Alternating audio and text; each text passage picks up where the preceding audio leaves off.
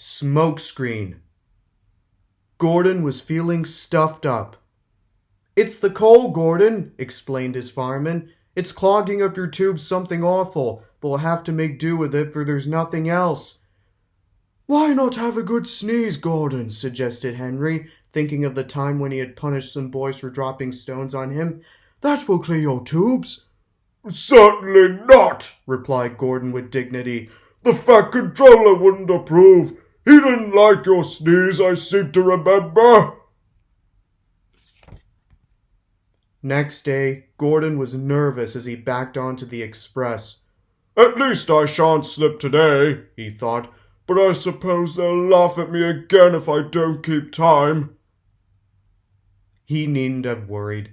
By the time he reached the junction, he was running nicely, and as he approached Edward's station, Gordon's fireman began to make up the fire. "Let's get a good run at the hill while you've got steam to do it," he said. "I don't trust this low-grade coal." At the station, a party of wedding guests, all in their best clothes, was standing on the platform.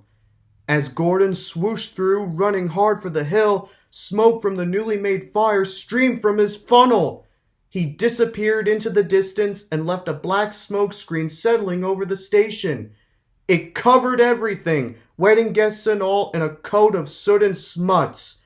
Waves to Gordon became shaking fists, and the wedding party hurried angrily to the station master's office. At the end of the line, an inspector came to see Gordon.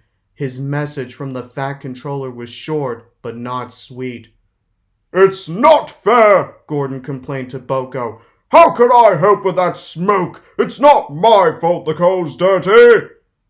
"Never mind," said Boko encouragingly. "Where would I be if I got upset every time someone called me smelly? Anyhow, soot's good for the garden, my driver says." "But not for new clothes," muttered Gordon. Gordon was extra careful on the way home, but it wasn't his lucky day. The Fat Controller had broken a journey to the other railway to apologize to the people at Edward's station. He had done his best and was waiting for another train when Gordon came by. As the express thundered through, a cloud of something flew from it and landed on the Fat Controller's new top hat.